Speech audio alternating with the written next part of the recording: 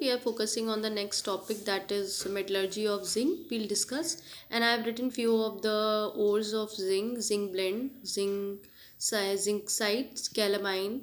It's fine, and I have written the chemical formulas also for these ores, and there are other ores also. But please remember, the zinc blende is the chief ore or the principal ore, and it's one of the important ores, so that you can focus on it. And whenever they in exams they ask you which is your principal ore, then you have to give this thing, zinc blend will be there. Now again, this is the same pattern which we have to focus over here. We are the for the chief, इसको तुम chief ore भी कह सकते हो, ठीक है. Now please focus on it. The first part, that is again concentration of ore. Before that, you can write down that crushing and grinding of ore. Fine. Then second step, you can use concentration of ore, which is also known as dressing of ore. So over here, because you are using sulfide ore, the same thing is been there. The ore is concentrated by froth flotation method, ठीक है. अब देखो, यहाँ पे detailing नहीं होती है froth flotation जब हम मेटलर्जी लिखते हैं, लेकिन I have already discuss with you in the first video about the detailing of the froth flotation process. So you have to learn, right? Because sometimes we don't know this year what type of paper will come, so maybe possible the easy description of froth flotation may be asked, like name the method that is being used to remove the impurities from the sulfide ores. So what you will write down, froth flotation process. Or second thing, they can ask you like give a small introduction of this thing, froth flotation method, or give short notes on it. So that time you have to give a detailing of it. So over here we will not give, we will just write down this thing. Now the third point is the same thing we have to go. It's just like somewhat with it will resemble with the copper only. So roasting will be there. So what will the case? The concentrated ore is roasted in the presence of excess of air, ठीक है. लेकिन इसमें हमें एक temperature की ज़रूरत होती है. टेम्परेचर जो रहेगा at about, it depend on books to books, but please you have to remember that it is 1200 Kelvin which you have to use, which help you to convert this thing, your zinc sulfide into zinc oxide. क्योंकि हम यही तो करते हैं कि जब हम concentrated ओर को हम रोस्टिंग पे ले जाते हैं तो हम उसको जो भी वो कंडीशन हो उसको ऑक्साइड में कन्वर्ट करते हैं. तो हमारे पास एक सिंपल सा रिएक्शन होता है भाई, ZnS है, उसको आपने ऑक्सीजन के साथ रिएक्ट कराया और वो ZnO आपको देगा और साथ में SO2 देगा, ठीक है. बैलेंसिंग हमारी इंपॉर्टेंट है. Without balancing the reaction is be not at all this thing completed, ठीक है. तो ये आपका बन जाएगा. तो जिंक ऑक्साइड है. अगर आप दूसरा ओर लेते हैं, सपोज़ करो आपने अब बच्चा ये नहीं ले रहा है, जिंक सल्फाइड नहीं ले रहा है, उस कंडीशन में ये तब एप्लीकेबल है रोस्टिंग जब आप जिंक सल्फाइड. लेकिन सपोज़ करो अगर आपने जिंक सल्फाइड के बदले ना लेके आपने ये यूज़ कर लिया, फॉर एग्जांपल कैलामाइन ओर, ठीक है, ये ओर आपने यूज़ करा है, तो कैलामाइन ओर जो है अभी आपने देखा है जिंक कार्बोनेट है, ठीक है. तो उस कंडीशन पे आप कौन सा, पहला स्टेप तो यही रहेगा जो है, लेकिन सेकंड स्टेप भी यही रहेगा. थर्ड स्टेप में रोस्टिंग नहीं रहेगी. आपके पास क्या होता है, कैल्सिनेशन.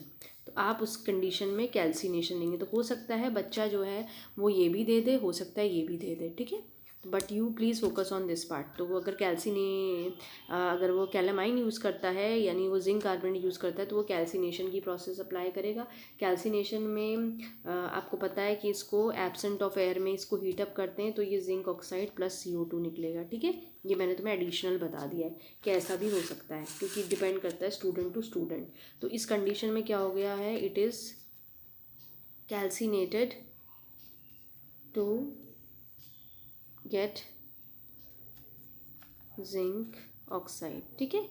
जिंक ऑक्साइड ये डिपेंड करेगा ना बच्चा कौन सी बुक से याद करके आया, वो जिंक ब्लेंड से कर रहा है या इससे कर रहा है, क्योंकि आपको दोनों ही पता होना चाहिए. एक टीचर कुछ भी दे सकता है. Now the third step is, third नहीं फोर्थ रहेगा, that is your, now you have got the ore.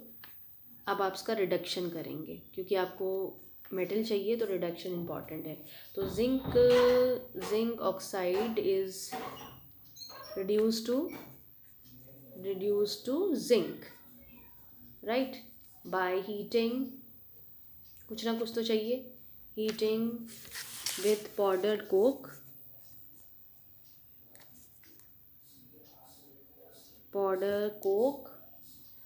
at 1673 Kelvin in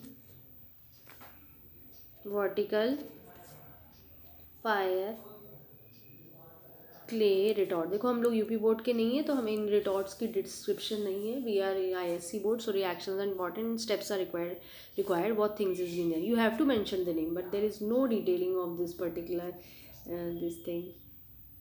So it is clear with you that this zinc oxide is been reduced to zinc by heating this thing with a powder coke and this much temperature is required। ये आपको retort की ज़रूरत होती है तो उसके बदले में क्या हो जाता है, वो रिड्यूस हो जाता है to zinc. So where it is reduced to zinc metal. ठीक है, समझ में आई बात?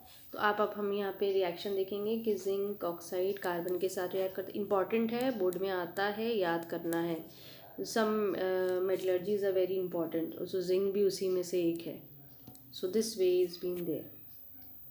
सो बेसिकली देखो होता क्या है, जो हमने टेम्परेचर 1673 केल्विन जो हमने यूज़ करा है टेम्परेचर में, उसमें बेसिकली होता क्या है, जिंक मेटल जो है वोलेटाइल हो जाता है और वो डिस्टिल्ड हो सकता है आराम से, उसको हम कंडेंसेशन पे भी ले जा सकते हैं ना, तो कंडेंस हो जाता है। तो जिंक मेटल इसमें इतने टेम्परेचर पे जिंक मेटल क्या हो जाता है, zinc metal being volatile, boiling point इसका कितना है, देखो इतना है, तो जाहिर सी बात है कि जब इसका बॉइलिंग पॉइंट इतना है तो वो तो और आगे बढ़ाया हुआ है, तो उस समय तो वो लिक्विड फॉर्म में हो ही जाएगा, वोलेटाइल कंडीशन में आ जाएगा। तो इसको आराम से तुम है ना डिस्टिल्ड कर सकते हो और साथ में है ना यू कैन कंडेंस ऑल्सो।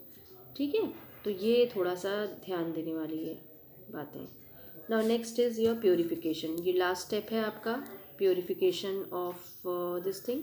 तो अगर आप प्योरीफिकेशन की बात अगर आप करते हो तो जो जिंक इम्प्योर जिंक जो होता है ना, क्योंकि अभी जो आपको जिंक मिला है that is your impure zinc, और ये इम्प्योर जिंक जो होता है इसको हम कहते हैं जिंक स्प्लिटर। ये जो जिंक स्प्लिटर होता है आपका, बेसिकली इसको आप इसमें से आपको इम्प्योरिटीज़ को रिमूव करना पड़ता है, और इसमें क्या होता है ना, इससे आपको कम से कम अराउंड जो देखते हैं इम्प्योरिटीज़ और जिंक कौन कौन सी है, इसमें करीबन तुम्हें 97.8% क्या होता है, जिंक होता है, और बाकी क्या होता है, rest is your impurities.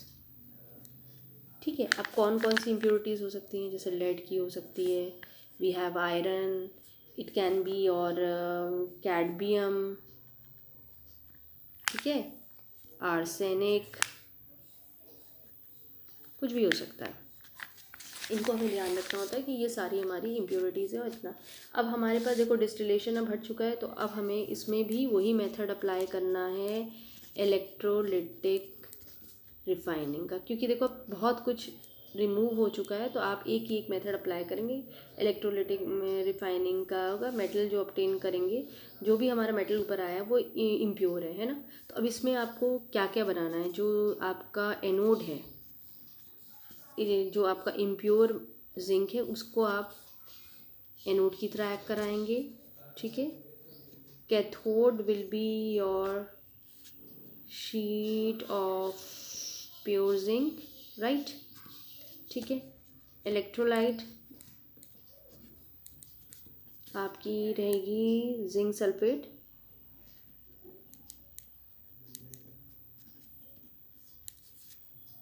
Solution acidified with by dilute sulfuric acid, right, this thing will be there। ठीक है, तो बेसिकली क्या होता है कि भाई जाहिर सी बात है, जब इलेक्ट्रिसिटी आप पास करोगे तो ये तीन चीज़ें आपकी हो गई, on passing electric current, pure zinc deposit, कहाँ डिपॉजिट होगा, कहाँ पर है प्योर जिंक, तो यहाँ कैथोड पे, तो ये डिपॉजिटेड ऑन द कैथोड, ठीक है। कैथोड पे डिपॉजिट हो जाएगा। भाई आपके पास है ना, अपनी पीछे भी आपने रिएक्शंस अपने देखे रखे हैं कि कैसे आपके हुए हैं, वो सारे आप लिख दीजिए। जैसे जिंक सल्फेट है आपका Zn +2 प्लस SO4 -2, ठीक है। अब आप एट एनोड और कैथोड पे करेंगे, ठीक है। इसको आप लिख लीजिए इलेक्ट्रोलिटिक डिसोसिएशन। ये बुक्स में मिल भी सकता है और नहीं भी मिल सकता है, तो you can write down from here. So anode में एट एनोड या रिएक्शन एट एनोड कुछ भी लिख दीजिए। तो आपने जिंक लिया रखा था सॉलिड, 2 इलेक्ट्रॉन्स इसमें से रिमूव होंगे, Zn +2 ये एक्वस कंडीशन में हो जाएगा, ठीक है। एट कैथोड, सो Zn +2 ये एक्वस कंडीशन पे है, +2 electrons it will take, so Zn, ठीक है। तो ये deposited on cathode. So this way you can write down. ये पूरी मेटलर्जी है जिंक की, और इसको बिल्कुल एज इट इज़ ऐसे ही याद कर लीजिएगा। So you will get the marks, and I think this thing is clear to you all. So please learn zinc metallurgy also. We have already discuss copper, we have discuss the second metallurgy, that is the zinc. Both of them are important. Now in the third video I'll discuss with the silver metallurgy.